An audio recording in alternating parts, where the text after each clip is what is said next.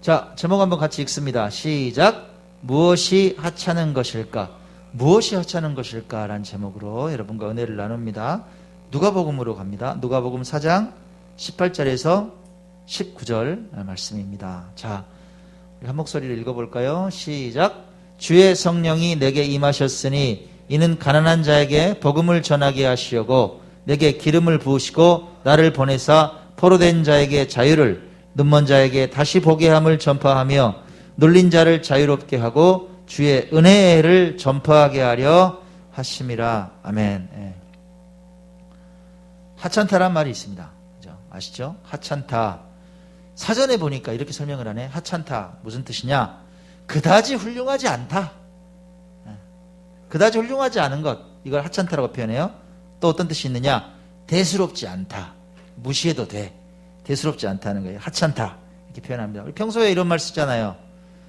누가 무슨 말 하면, 에이, 사람이 뭐 그렇게 하찮은 일에 신경을 써? 이런 말 하죠. 그죠? 왜 이렇게 하찮은 일에 신경을 써? 이런 말 한단 말이에요. 관심 두지 않아도 되는 대상, 그런 일을 비유할 때 우리가 하찮다 이렇게 표현을 합니다. 자, 그럼 어떤 기준이 이 하찮음을 판단하게 할까? 뭐 기준이 있을 거 아니에요? 가만히 생각해 봤어요. 어떤 기준일까? 생각해 보니까 사람들마다 이 하찮음에 대한 기준이 다르다. 이걸 제가 생각이 됐어요. 하찮음에 대한 기준이 다른 거예요. 어떤 사람들에게는 엄청 소중한 일이야. 귀중한 일이야. 근데 다른 사람들이 볼 때는 뭐 하찮은 일에 말이야. 뭐 신경을 써? 이렇게 할 수 있단 말이에요. 야, 뭐 그런 하찮은 일에 웃어버리는 사람들이 있다. 어떤 사람은 아주 관심을 가져요. 있잖아. 맨날 생각해. 어떤 사람은 관심도 없어. 야, 뭐 그런 하찮은 일에 신경을 써. 이렇게 말한단 말이에요. 삶의 가치관이 다르다는 거죠. 삶의 가치관에 따라서 이 하찮음의 기준이 달라지겠다. 맞죠? 자, 또 하나 생각해 볼 수 있는 게 있습니다. 좀 깊게 생각해 보면 우리가 살아가잖아요. 작년하고 올해하고 우리가 뭐가 달라졌어요? 가장 대표적으로? 나이 한 살 더 먹었잖아요. 그렇죠? 연륜이 쌓였어요. 그동안에 삶에 대한 여러 가지 다채로운 경험들을 하죠. 체험들을 한단 말이에요. 그죠? 그런 삶의 경험과 체험, 연륜이 깊어가면 삶의 사고방식이 바뀐다 이 말이에요. 그래서 뭐가 바뀌느냐? 삶에서 귀중한 것, 하찮은 것에 대한 기준이 바뀔 수 있겠다 이런 생각이 있어요. 자, 예를 한번 들어볼게요. 여러분, 국립과학수사연구원이라는 데가 있습니다. 어떤 일 하는 곳인지 아세요? 사건 사고 났어. 그러면 시체가 들어오잖아요. 이 사람이 왜 죽었는가 이거 부검하는 데예요. 원인을 밝히는 데란 말이에요. 여기 근무하는 분들이 계신데 직업병이 있는 거야. 직업병. 한 분 인터뷰하는데 저는요 집에서 외출하러 나가잖아요. 집에 있는 모든 플러그를 다 뺀다는 거예요. 모든 플러그를 다 빼. 꽂혀 있는 거를 못 봐. 다 빼야 돼. 그리고 부엌을 한 번 더 가. 아까 분명히 봤는데 또 가서 뭐 확인할까요? 가스불이 잠겨졌나 중간 밸브가 잠겨졌나 이걸 꼭 확인을 한다는 거야. 왜 그래요? 아까 말씀드렸잖아. 수많은 사람들을 부검하잖아요. 왜 죽었는지에 대해서 이유를 안단 말이에요. 근데 보면 정말 아무렇지도 않은 정말 그냥 허무하게 죽는 사람들이 너무 많다는 거예요. 특히나 집안에서 전기 화재 때문에 누전 때문에 화재가 발생해서 죽은 사람들에 대한 그 소식을 접하고 또 시체를 보고 자기들이 부검하고 이러니까 혹시나 나에게도 그런 일이 닥치면 어떻게 하고 집에서 철저하게 단속한다는 완전 직업병같이. 그 사람들에게는 이 국립과학수사연구원에 근무하시는 분들에게는 뭐가 중요한 일이에요? 외출할 때 전기 플러그 뽑는 일이 아주 중요한 일이에요. 그죠? 직업 때문에 생긴 변화겠죠. 바뀌었단 말이에요. 예전에는 안 그랬을 건데. 참 여러분도 그러십니까? 여러분 저 예배드리러 가면 전기 플러그 다 뽑으셨어요? 아니란 말이에요. 아마 이런 얘기, 아이고 누가 막 그러면, 에이 참 쪼잔하게 그런데 신경을 써 그럴 거야. 하찮은 일이라고 생각한단 말이에요. 실제로 플러그 뽑으면서 다니시는 분이 많지 않을 것이다. 신경 안 쓰는 거죠. 자 보세요. 정리가 되죠. 여러분이 별로 신경 쓰지 않는 것 그게 뭐다? 그게 하찮은 거란 말이에요. 그죠? 여러분이 신경 쓰지 않는 그게 바로 하찮은 것이다. 자, 오늘 이 하찮은 것이란 화두를 통해서 말씀을 좀 풀어갈까 합니다. 과연 무엇이 우리 삶에 하찮은 것일까? 그리고 어떤 것이 우리 삶에 소중한 것일까? 이걸 좀 깨닫는 시간이 됐으면 합니다. 주께서 들려주시는 음성을 듣는 감격의 시간이 되기를 소망합니다. 두 가지 스타일의 인생을 오늘 한번 비교해 봅니다. 자, 첫 번째, 좀 부정형의 인생입니다. 읽어봐요. 시작. 욕심을 위해 사람을 하찮게 여기는 사람이 있습니다. 사람을 하찮게 여겨요. 김동호 목사님이 계세요. 김동호 목사님께서 인도하시는 날마다 기막힌 새벽이란 온라인 새벽 예배가 있습니다. 몇 번 얘기 드렸을 거예요. 우리 김동호 목사님 참 귀한 분이에요. 지금 폐암이 오셨어요. 그리고 전립선암이 또 오셨어요. 그래가지고 투병 중이신데 하나님께서 본인에게 주신 마지막 소명이다. 뭐냐? 나도 암에 걸려보니까 그 아픔을 알겠다는 거예요. 그래서 그 암 환우들을 위해서 날마다 새벽 예배를 인도하세요. 하루에는 막 수만 명이 접속해서 은혜를 받고 있어요. 특히나 전국에 있는 수많은 암 환우들이 은혜를 받아요. 설교를 하시는데 며칠 전에 보니까 잠언 설교를 하시는 거예요. 잠언. 그 제목이 뭐냐 들어보세요. 하찮은 것을 위하여 귀한 것을 버리는 어리석음이에요. 다시, 하찮은 것을 위하여 귀한 것을 버리는 어리석음. 이게 제목이었어. 본문이 잠언 1장이었어요. 한번 보세요. 자, 읽어봅시다. 잠언 1장 10절에서 15절입니다. 시작. 내 아들아, 악한 자가 너를 끌지라도 따르지 말라. 그들이 내게 말하기를 우리와 함께 가자. 우리가 가만히 엎드렸다가 사람의 피를 흘리자. 죄 없는 자를 까닭없이 숨어 기다리다가 스올같이 그들을 산채로 삼키며 무덤에 내려가는 자들같이 통으로 삼키자. 우리가 온갖 보화를 얻으며 빼앗은 것으로 우리 집을 채우리니 너는 우리와 함께 제비를 뽑고 우리와 함께 전대 하나만 두자 할지라도 내 아들아, 그들과 함께 길에 다니지 말라. 내 발을 금하여 그 길을 밟지 말라. 아멘. 살다 보면 정말 악한 사람들이 있어 없어요? 있어요. 정말 악한 사람들이 존재한다. 그 사람들은 사람을 하찮게 여겨요. 사람 자체를 하찮게 여겨. 내 욕심을 채우고 내게 이익이 될 수 있다면 사람 목숨도 파리 목숨이야. 죽이면 돼. 그냥 없애면 된단 말이야. 그런 사람들이 있다. 그들의 사고방식 이렇게 표현해요. 어떻게 표현해요? 가만히 엎드렸다가 사람의 피를 흘리자. 야, 원래 숨어있다가 그냥 확 죽여버리자 이 말이에요. 산채로 삼켜버려. 통으로 삼켜버리자 그냥. 에? 인생 자체를 그냥 파멸로 한번 밀어넣어버리자. 왜? 이유가 뭐예요? 이유가 뭐야? 온갖 보화가 있잖아. 나는 없는데 걔는 있잖아. 뺏어야 될 거 아니야. 그걸로 뭐해? 우리 집을 좀 채워야 될까? 내 주머니를 좀 채워야 될 거 아니야. 야, 같이 하자. 이거 일확천금이야. 한 번이면 끝나. 뭐라고 꼬드겨요? 야, 함께 가자. 제비를 뽑자. 나누자는 거예요. 전대 하나만 두자. 돈주머니만 챙겨 이 말이에요. 이런 자들이 있다. 사고방식이. 꼬리에 꼬리를 무는 이야기 요즘 가끔씩 하던데 보시죠. 예, 그거 재밌어요. 저 잘 봐요. 엊그제 보니까 2000년대 초반에 있었던 필리핀 연쇄 납치 사건 이걸 다뤄요. 무슨 사건이냐? 필리핀에 관광이나 사업하러 온 한국 사람들이 있어. 그 사람들을 대상으로 다 부드럽게 접근해가지고 뭐 필요한 거 있어요? 접근해가지고 납치하는 거야. 칼 들이대고 뭐라 그래요? 야, 한국의 가족한테 전화해. 왜 그러세요? 전화해 빨리. 뭐라 그래요? 야, 마약하다가 들켰다 그래. 보석금 필요하다 그래. 돈 있어야 풀려난다 그래. 가족들한테 막 다급하니까 전화할 거 아니야. 돈 붙여준단 말이에요. 자, 돈 받았으면 어떻게 해야 돼? 아니, 돈만 받고 풀어주면 되잖아. 근데 죽여버리네. 그리고 허름한 집 같은 걸 사가지고 안방 파가지고 묻어버려요. 다 놀랬어. 한두 명이 아니야. 얼마나 악랄한지요. 여러분, 세상에 공무원 한 명이 실종이 된 거야. 퇴직 공무원이야. 필리핀에 갔어. 납치해가지고 죽였어요. 근데 그 사람 통장을 뺏은 거야. 공무원 연금이 들어오잖아요. 그 연금을 2년 동안이나 타먹었네. 악랄하더라고. 이런 사람들이 살아있단 말이에요. 여러분, 뉴스에 나오는 섬뜩한 얘기들이 얼마나 많아요. 정말 자신의 이익만을 위해서 사람을 속이고 폭력을 행사하고 심지어 죽이기까지 하는 악한 사람들과 여러분, 오늘도 우린 더불어 살아가는 거예요. 우리가 몰라서 그러지. 세상엔 있다는 거예요. 그런 사람들이. 자, 묻습니다. 이런 사람들의 인생관에서 뭐가 귀한 것이고 뭐가 하찮은 거예요, 여러분? 뭐가 귀한 것이고 뭐가 하찮은 거예요? 내게 이익이 되는 재물이 귀한 거라 이 말이에요. 돈이 귀한 거야. 다른 사람은 하찮아요.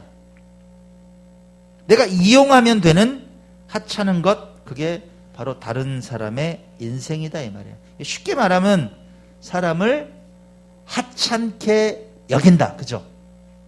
사람을 하찮게 여기는 거예요. 여러분, 예수님께서 십자가에 못 박혀 돌아가셨어요. 누구 때문에? 예수님께서도 사람을 하찮게 여기는 정치, 종교 세력에 의해서 죽임을 당하셨다 이 말이에요. 사람을 하찮게 여겨. 대제사장 가야바가 뭐라고 그래요? 요한복음 11장 50절. 자, 이렇게 말해요. 읽어봅시다. 시작. 한 사람이 백성을 위하여 죽어서 온 민족이 망하지 않게 되는 것이 너희에게 유익한 줄을 생각하지 아니하는도다. 한 사람이 누구예요? 예수님. 야, 그 갈릴리에서 온 촌뜨기, 걔가 나라를 시끄럽게 하잖아. 죽여야 될 거 아니야. 그거 죽으면 나라가 평안하단 말이야. 지금 로마에서 눈 뜨고 실눈 뜨고 보고 있잖아. 어? 온 민족이 큰일 나. 차라리 하나가 죽어야지. 죽여. 그 말이에요. 자신들이 가진 권력에 대항하는 세력이라고 예수님을 판단했단 말이야. 자기들의 세력에 위협이 된다. 그러니까 사람 목숨 필요 없어. 죽여 그냥. 온갖 거짓 모함을 통해서 십자가에 처형해 버렸다. 그죠? 자신들이 가져가야 될 이익에 배치되는 사람이라면 하찮은 거예요. 정리해버리는 거야. 없애버리는 거야. 처리해버리는 거죠. 자, 어떻습니까? 여러분, 내가 얻을 수 있는 이익과 권력, 재물을 삶의 최우선 가치로 두는 사람들이 있다 없다? 있단 말이에요. 그죠? 이들이 하찮게 여기는 건 뭐예요? 다른 사람의 인생에는 별 관심이 없다. 하찮다 이 말이에요. 특히 연약해 보이는 사람들, 나보다 힘없어 보이는 사람들, 또는 내가 갖고 싶은 걸 소유하고 있는 사람들, 그런 사람들의 인생을 하찮게 봐요. 어떻게든지 내가 차지하려고. 자, 여러분께 이제 반대로 묻습니다. 잘 대답하셔야 돼요. 무조건 대답하시면 안 돼요. 여러분은 내 삶의 이익이 가장 귀한 가치입니까? 아니면 사람이 가장 큰 가치입니까? 다시 물어볼게요. 여러분은 내 삶에 이익되는 게 가장 귀한 가치입니까? 아니면 사람이 가장 큰 가치입니까? 정직하게 대답해보세요. 자, 그럼 헷갈려요? 그럼 제가 케이스를 하나 만들게요. 여러분이 어떤 선택을 해야 돼? 선택을 해야 돼요. 자, 선택의 순간이 있는데 어떤 한 사람을 보호하고 살릴 수 있어. 근데 그러려면 여러분이 가치 있게 여기는 내 삶의 이익을 포기해야 돼. 예를 들어서 한 5천만 원 들어가야 돼. 집이 한 채 날아가야 돼. 한 사람이 살아. 예를 들어서 그런 순간이 있단 말이에요. 그러면 여러분은 기꺼이 그 보화를 버리고 사람을 선택할 수 있느냐 이 말이에요. 대답해 보세요. 그럼 반대의 경우도 있어요. 자, 무슨 경우냐? 한 사람이 있는데 이 한 사람만 딱 속여버리면 나한테 이익이 오는 거야. 눈 한번 찔끔 감고 이 사람만 뒤통수 한번 빵 쳐버리면 나한테 엄청난 이익이 있어. 그 사람만 좀 죽으면 돼. 그 사람만 손해보면 돼. 그러면 내가 배가 불러. 좀 약간 속여주면. 그런 상황이 있다고 칩시다. 여러분 어떤 선택을 하실 건가요? 속여서 그냥 남들 모르니까 뒤통수 한번 빵 치고 내가 좀 이익을 차지하면 됩니까? 아니면 그런 거 그렇게 하면 안 돼. 정직하게 길을 가실 건가요? 여기에 대해서 한번 대답해 보시라. 여러분은 지난 날에 어떻게 사셨냐 이 말이에요. 어떻게 살아오셨느냐. 그걸 한번 묻고 싶어요. 여러분 부탁합니다. 내 안에 정말 무엇을 귀하게 여기고 있는지 한번 점검해 보시기 바랍니다. 내가 무엇을 하찮게 여기고 있는지 한번 살펴보시길 바랍니다. 아멘. 그래요. 자, 이제 두 번째 인생을 한번 봅니다. 자, 누굴까요? 자, 읽읍시다. 시작.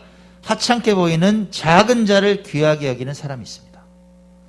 사람들이 다 무시하는 하찮게 여기는 작은 자를 귀하게 여기는 사람들이 있다. 예수님께서는 하찮게 보이는 작은 자들을 지극히 사랑하라 이렇게 가르치십니다. 어린 아이라도 귀히 여기셨다 이 말이에요. 어린 아이들이 예수님께 와요. 제자들이 막아요. 그때 예수님께서는 가르치십니다. 마태복음 18장 10절. 자, 읽어봅시다. 시작. 이 작은 자 중에 하나도 업신여기지 말라. 너희에게 말하노니 그들의 천사들이 하늘에서 하늘에 계신 내 아버지의 얼굴을 항상 배옵느니라. 멋진 말씀 아니에요? 이 작은 자 중 어린 아이들이라도 무시하지 업신여기지 말라는 거예요. 왜? 야, 니들 눈에는 안 보이지. 하늘에서 천사들이 와. 보호하는 천사들이 있어. 그 천사들이 하늘 아버지 얼굴을 날마다 뵈. 귀한 자들이야. 업신여기지 마 이 말이야. 어린 아이들이라도. 예수님께서는 또 세상에서 살아가면서 사람에 대한 섬김의 도를 잊지 말라 우리에게 가르치시죠. 마태복음 10장 41절 42절 읽어봐요. 시작. 선지자의 이름으로 선지자를 영접하는 자는 선지자의 상을 받을 것이요 의인의 이름으로 의인을 영접하는 자는 의인의 상을 받을 것이요 또 누구든지 제자의 이름으로 이 작은 자 중 하나에게 냉수 한 그릇이라도 주는 자는 내가 진실로 너희에게 이르노니 그 사람이 결단코 상을 잃지 아니하리라 하시니라. 이 작은 자 중에 하나에게 냉수 한 그릇이라도 주는 자는 내가 진짜 말한다. 너에게 다시 말한다. 그 사람이 결단코 상을 잃지 않아. 상 받을 거야 그 말이에요. 지극히 작은 자들에게. 살아가다 보면 그런 분들이 있죠. 정말 연약해 보이는 인생이 있단 말이에요. 그걸 작은 자들이라고 표현하는 거예요. 작은 자들. 잘 보이지도 않아. 일반인들이 볼 때도 하찮게 여기는 사람들이에요. 그런 사람들에게 주님은 어떻게 하라 가르치십니까? 그냥 보내지 마. 냉수 한 그릇이다 좋아. 그러니까 대접해 이렇게 가르치시는 거예요. 왜? 그렇게 살아가는 너희에게 하늘의 상이 있다 이렇게 가르치시는 거예요. 이게 공식이에요. 자, 그럼 예수님의 삶을 한번 봐요. 예수님의 사역을 한번 보자 이 말이에요. 당시에 누구를 만나셨어요? 당시에 기득권층이었던 이들과 대립하셨단 말이에요. 그죠? 누리고 있던 자들, 떵떵거리고 살고 있던 자들과 상극이셨단 말이에요. 누구를 만나셨어요? 버림받았던 나병 환자들을 치유하셨어요. 눈이 멀어서 앞을 보지 못하는 맹인에게 빛을 주셨어요. 세상에서 하찮게 여기던 세리들 그리고 어부들이 주님의 제자가 됐어요. 부한 자들이 아니에요. 떵떵거리던 자들이 아니에요. 힘 있는 자들이 아니라고. 그런 사람들이 아니라 가난한 이들의 눈물을 닦아주셨다. 세상에서 하찮게 여김받던 사람들을 위해서 사셨다면 그죠? 세상에서 하찮게 여겨서 사람들 어부 보면 아이고 저것들 막 비린내 나는 것들 세리 아이고 민족한테 말이야 세금이나 뜯는 것들 하찮게 여기던 인생들 그런 사람들이 예수님의 제자가 됐다. 세상에서 하찮게 여김을 받던 사람들을 위해서 사셨고 예수님은 그것을 아버지의 뜻이라는 것을 많은 사람들에게 가르치셨다. 주님께서 본격적인 공생애를 시작하시면서 하셨던 말씀이 어디냐? 우리가 읽었던 본문이에요. 내가 앞으로 이런 일을 할 거야. 이사야 선지자의 예언을 그대로 인용해서 본인의 미래를 말씀하시는 거예요. 자, 다시 한번 읽어봐요. 누가복음 4장 18절 19절 읽어봅시다. 시작. 주의 성령이 내게 임하셨으니 이는 가난한 자에게 복음을 전하게 하시려고 내게 기름을 부으시고 나를 보내사 포로된 자에게 자유를 눈먼 자에게 다시 보게 함을 전파하며 눌린 자를 자유롭게 하고 주의 은혜를 전파하게 하려 하심이라. 누굴 위해 사역하셨어요 여러분? 가난한 자 누굴 위해 사역했어요? 포로된 자, 눈먼 자, 눌린 자 다 뭐예요? 하찮은 인생 정리되죠? 하찮은 인생 눈 멀었어 예씨 저리 가 문둥병 걸렸어? 같이 살지도 못해요. 나병 환자들은 눌린 자란 뜻은 뭐예요? 억압받는 사람들이란 말이야. 종도에 있는 사람들 그런 사람들을 위해서 주님은 사셨다. 하찮게 보이는 이들을 위해서 사셨다 이 말이에요. 저도 인생 정말 하찮게 보일 때가 있었어요. 사람들이 거들떠보지도 않을 때 제가 생각해도 정말 인생 하찮게 됐을 때가 있었어. 근데 여러분 예수님 그때 오시더라고. 그때 오세요. 마치 포로되어 있는 것 같이 벌벌 떨고 있을 때 오셔서 나를 풀어주시더라고. 할렐루야. 그런 은혜를 맛보게 되신 여러분 되시기 바랍니다. 엊그제 유키즈 온더블로 보니까 누가 출연을 했냐면 이삭 토스트의 김학영 대표님이 출연하셨더라고요. 이 이야기 듣는데 참 감동적이에요. 크리스천이세요. 우리 김학영 대표님. 사업을 하시는데 정말 주님께서 가르치신 대로 사업하시더라고. 나 깜짝 놀랐어요. 여러분 아시다시피 국내 토스트 체인점으로는 넘버원입니다. 몇 개나 나가 있는지 아세요? 여러분 800개가 넘게 나가 있어요. 해외에도 나가 있어요. 전국에 800개 매장이 있어요. 뭐 더 될 것 같아. 해외도 진출해 있고 이번에 보니까 또 내 자료를 좀 보니까 이삭 버거라고 또 출시를 하대. 예, 햄버거 있잖아요. 뭐 이것까지 체인점을 런칭을 하는 거예요. 이 큰 체인점의 오너가 얼마나 겸손한지 몰라요. 경영 원칙이 남달라요. 여러분 왜 체인점이에요? 체인점이라는 뜻이 뭐예요? 엮여 있다는 거잖아요. 체인처럼 말 그대로 동일한 시스템을 접목을 시켜주는 거예요. 음식 장사를 해서 돈을 벌어야 되는데 그 가맹점의 점주들이 노하우가 없잖아. 그 노하우를 다 알려주는 거예요. 재료를 보내주는 거예요. 인테리어를 다 해주는 거예요. 우리 멤버가 되라는 거예요. 우리 멤버가 될 때 그냥 해요? 가맹비를 받아야지. 여러분 뭐 무슨 저기 고수연 집사님 하는데 BBQ 뭐 이런 데도 돈 많이 내대. 장난 아니에요. 막 그냥 1,000만 원, 2,000만 원 기본이야. 근데 이삭 토스트는 가맹비를 안 받아요, 여러분. 10원 한 장 안 받더라고. 깜짝 놀랐어. 뭐 이런 게 체인점이에요? 안 받더라고. 말이 안 돼요. 한 직원이 그랬다는 거야. 김학영 대표한테. 좀 우리도 좀 가맹점비 좀 받읍시다. 예? 우리 회사의 몰골이 뭐예요? 허름한 사무실에서 그렇게 있나 봐요. 우리도 지금 800개, 900개가 나갔는데 1,000만 원씩만 받았으면 80억, 90억짜리 빌딩을 샀을 건데요. 맞는 말이잖아. 그러니까 김학영 대표가 뭐라 그랬느냐 이렇게 말했다는 거야. 그런 말 하지 마. 아니야. 우리가 돈은 못 모았지만 말이야. 사람 살렸잖아. 사람 살렸잖아. 그렇게 힘들었던 점주들이 일어났잖아. 그 가족들이 살아났잖아. 우리는 자부심을 가져야 돼. 이렇게 말했다. 경영 원칙이 달라요, 여러분.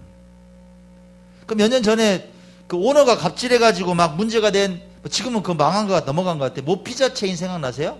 그 무슨 미스터 피자, 그죠? 그 엄청 갑질해가지고 막 점주를 못 살게 굴고 막 망하게 만들고, 그 회장이란 인간이 웃기지도 않아요. 그런 회사에 비하면 얼마나 대단하냐고, 이삭 토스트가, 그죠? 김 대표님은 점주들을 어떻게 생각하는지 아세요? 야, 진짜 기가 막히게 인생 철학이 대단해요. 이 점주들, 체인점의 점주들을 어떻게 생각하냐면 가뭄을 만난 나의 이웃이라고 생각하는 거야. 가뭄 만나서 고생한다는 거야. 지금 배고픈 인생이라는 거야.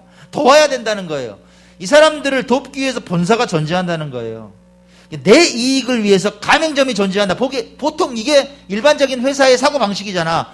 회사를 위해서 가맹점이 있는 거야. 어떻게든 이익을 좀 많이 벌려고 시스템을 만들어.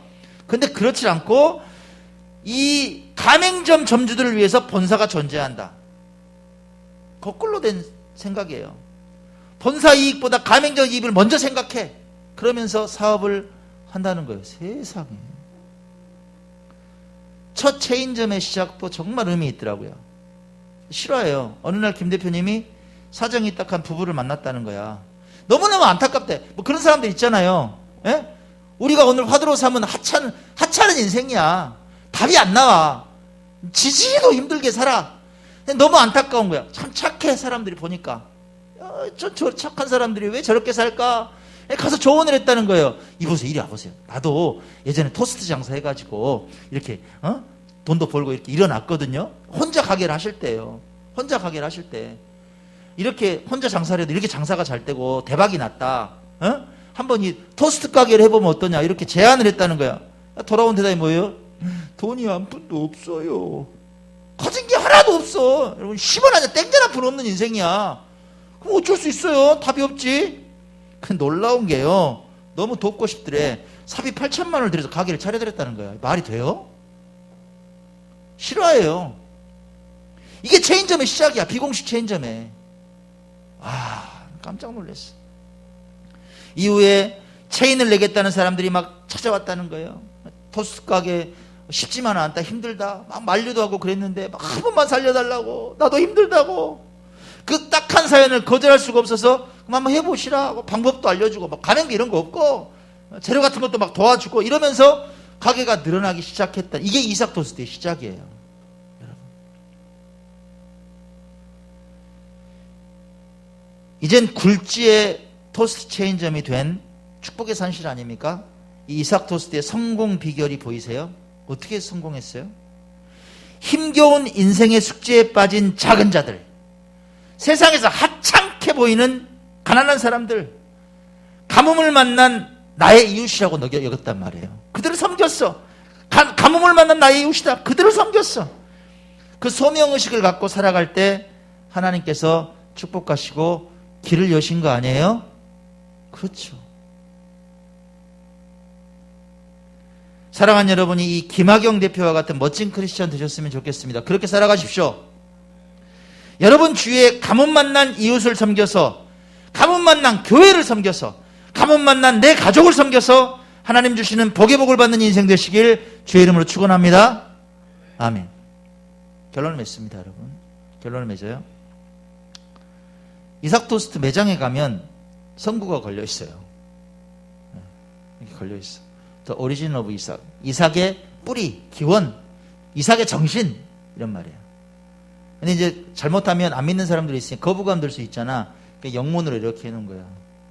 창세기 말씀, 창세기 26장 12절, 로마서 8장 28절. 그리고 여러분 이삭 토스트 가보시면 포장지에도 창세기 말씀이 있어요. 이삭에 대한 말씀이에요.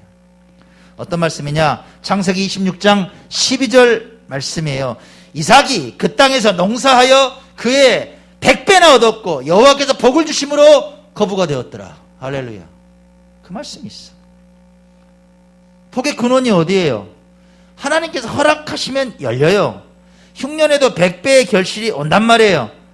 그 복이 하나님 한 분으로부터 출발한다. 우리가 또 기억해야 될 것, 어떤 사람들에게 하나님께서 길을 여시느냐? 인생에서 하찮게 보이는 사람들에게 주목하시고 섬기는 이들에게 100배의 결실을 주시더라. 이삭의 복을 주시더라. 기억하시기 바랍니다. 이삭 매장에 가면 있다는 거예요. 다음에 로마서 8장 28절 말씀이 있어요. 무슨 말씀? 우리가 알거니와 하나님을 사랑하는 자 곧 그의 뜻대로 부르심을 입은 자들에게는 모든 것이 합력하여 선을 이루느니라. 아멘. 모든 것이 합력하여 선을 이루느니라. 세상의 계산으로는 앞뒤가 안 맞아요. 그런데도 세상에서 하찮게 보이는 작은 자들을 위해서 손을 펴면 모든 인생사가 합력하여 아름다운 열매와 축복을 만들어낸다는 그 약속처럼 다가오지 않으세요? 이 로마서 8장 28절의 말씀이. 사랑하는 여러분을 축복합니다. 사랑하는 여러분의 모든 것이 합력해서 이삭과 같은 100배의 결실을 얻는 축복의 삶이 되시길, 세상에서 하찮게 보이는 인생들을 섬김으로, 가뭄 만난 나의 이웃을 섬김으로 하나님께서 열어주시는 이삭의 복을 받아 누리는 여러분 되시길 주의 이름으로 간절히 축원합니다. 아멘.